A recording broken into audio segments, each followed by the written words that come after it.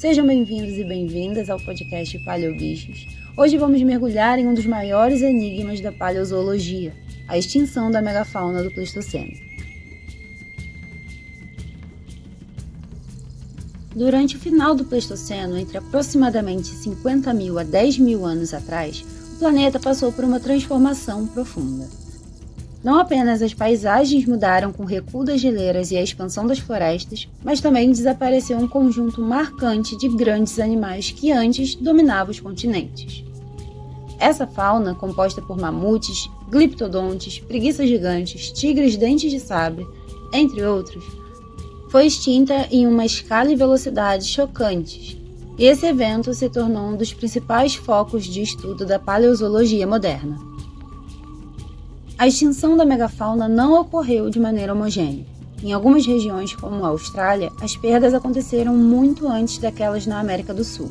Estudos sugerem que, por volta de 46.000 anos atrás, aproximadamente 85% da megafauna australiana já havia desaparecido. A América, por sua vez, viu o colapso de sua fauna gigante coincidir com a chegada dos grupos humanos entre 15 e 12.000 anos atrás. Esse padrão, globalmente escalonado, levanta uma questão central: o que causou o desaparecimento desses animais? Duas grandes hipóteses se consolidaram ao longo das duas últimas décadas. A primeira aponta para as mudanças climáticas no fim do Pleistoceno como um fator determinante. O planeta enfrentava um aquecimento rápido, o que transformou drasticamente os hábitats. Espécies que dependiam de ambientes abertos e frios, como o mamute lanoso, perderam espaço para florestas em expansão. Reconstruções paleoambientais, como as obtidas por análises de pólen fóssil e de DNA ambiental em sedimentos siberianos, demonstram que a vegetação alvo desses grandes herbívoros desapareceu antes deles. No entanto, a hipótese climática por si só não é suficiente para explicar as extinções em regiões onde as mudanças ambientais foram mais brandas, como a América do Sul. É aqui que a segunda hipótese ganha força, a ação antrópica. O modelo proposto por Paul Martin, conhecido como hipótese da sobreexploração, sugere que a caça intensiva realizada por grupos humanos recém-chegados foi responsável pelo colapso da megafauna. Evidências arqueológicas do complexo Clovis, na América do Norte, como as pontas de lanças associadas a esqueletos de mamutes, são frequentemente citadas como indícios dessa interação letal. Mas hoje, pesquisadores preferem abordar o tema de forma mais complexa. Trabalhos recentes, como os de Surovell e colaboradores de 2022, combinam datações de radiocarbono e modelagem computacional para mostrar que em diversos continentes o impacto humano e as mudanças climáticas atuaram em sinergia. Quando ambos os fatores coincidiam, como a chegada humana seguida das mudanças ambientais bruscas, o risco de extinção aumentava drasticamente. Na América do Sul, as extinções do final do Pleistoceno são particularmente intrigantes, não apenas pelo número de espécies perdidas, mas pela natureza única da fauna envolvida. O continente era lar de uma diversidade extraordinária de grandes mamíferos, muitos dos quais pertenciam a linhagens que haviam se desenvolvido de forma endêmica durante milhões de anos de isolamento continental. Esses animais tinham poucos ou nenhum equivalente ecológico fora dali, tornando a fauna sul-americana um mosaico evolutivo distinto. A formação dessa megafauna está intimamente ligada à história geológica do continente. Durante grande parte do Cenozoico, a América do Sul permaneceu isolada, permitindo que grupos como os notungulados e os liptoternos evoluíssem de maneira independente, ocupando nichos que em outros continentes seriam ocupados por cavalos, rinocerontes ou antílopes. Com a formação do Istmo do Panamá, há cerca de 3 milhões de anos, iniciou-se um chamado Grande Intercâmbio Biótico Americano, permitindo a chegada de novos grupos como felinos, camelídeos, proboscídeos, que passaram a conviver e competir com a fauna nativa. A extinção desses grupos, no entanto, não pode ser explicada apenas por mudanças ambientais ou competição biótica. Evidências arqueológicas sugerem que a presença humana no continente pode ter desempenhado um papel decisivo. Sítios como Taima-Taima, na Venezuela, revelam artefatos de pedra lascada associados a ossos de mastodontes com marcas de corte e fraturas intencionais, datando de aproximadamente 14.000 anos atrás. No Brasil, na Gruta de Santa Helena, em Mato Grosso, traz indícios de convivência entre humanos e preguiças gigantes do gênero Glossotherium, com marcas de processamento em ossos e até possíveis artes rupestres representando esses animais. Porém, a interpretação desses dados exige cautela. A maioria dos vestígios está sujeita a análises tafonômicas rigorosas para distinguir ações humanas e processos naturais. Em Santa Helena, por exemplo, há um intenso debate sobre a cronologia e a integridade estratigráfica dos achados.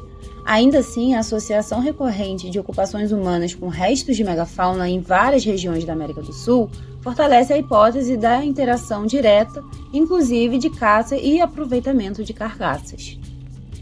Estudos mais recentes têm utilizado análise de isótopos estáveis, microdesgaste dentário e reconstruções paleoambientais para tentar reconstituir a dieta, a mobilidade e a resiliência dessas espécies diante das pressões impostas pelas mudanças ambientais e pela presença humana. Trabalhos como o de Metcalf e colaboradores de 2020 mostram, por exemplo, que em partes da Patagônia, a extinção de cavalos e camelos nativos coincidiu com a chegada humana e não com alterações significativas no clima. Assim, o desaparecimento da megafauna no final do Pleistoceno não representou apenas uma perda da biodiversidade, como também desencadeou transformações ecológicas profundas e duradouras. Um artigo publicado na Science em 2020, Dory e colaboradores demonstraram que a extinção desses grandes animais comprometeu a funcionalidade ecológica de vastas regiões tropicais, quando interromperam o processo-chave, como dispersão de sementes e transporte de nutrientes em grande escala. Esses animais, com seus longos deslocamentos e dietas volumosas, funcionavam como verdadeiros engenheiros do ecossistema, conectando biomas, fertilizando solos e influenciando a estrutura das paisagens.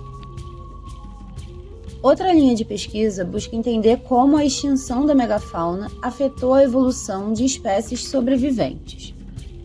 Há indícios de que algumas plantas desenvolveram frutos grandes e pouco atrativos para dispersores modernos, o que levou à teoria dos frutos anacrônicos, que são aqueles que evoluíram para ser consumidos por animais já extintos, como os megatérios.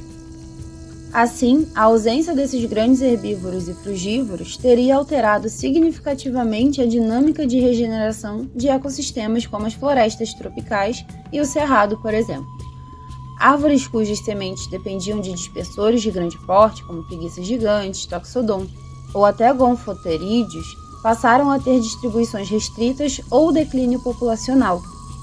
Na Amazônia, por exemplo, estudos paleoecológicos indicam que a composição atual da floresta pode carregar a marca silenciosa da ausência desses megamamíferos, a redução na abundância de espécies com frutos grandes, o empobrecimento local da diversidade arbórea e até mudanças nos ciclos de nutrientes do solo. Além disso, essa transformação teve efeitos diretos sobre as populações humanas que ocuparam o continente nos milênios seguintes. A perda dos grandes dispersores afetou a disponibilidade de recursos vegetais, alterou as rotas de mobilidade e exigiu adaptações nas estratégias de subsistência. Em algumas regiões, pode ter havido um deslocamento progressivo para o manejo de espécies vegetais menores, mais acessíveis ou mais adaptáveis ao novo equilíbrio ecológico. Assim, os efeitos do colapso da megafauna reverberaram não apenas nos sistemas naturais, mas também nos modos de vida dos humanos. Hoje, mesmo sem a presença física desses animais, os ecossistemas sul-americanos ainda testemunham sua ausência. Ou seja, a paisagem sul-americana atual e as interações ecológicas que a sustentam carregam cicatrizes profundas do desaparecimento desses gigantes do passado. Por fim, a extinção dos mamíferos do Pleistoceno não é apenas um capítulo remoto da história natural. Na verdade, é um espelho perturbador das transformações em curso no presente. Aquelas grandes criaturas que por milênios dominaram paisagens inteiras desapareceram em um intervalo relativamente curto de tempo, resultado da confluência entre mudanças climáticas drásticas e um impacto crescente das populações humanas.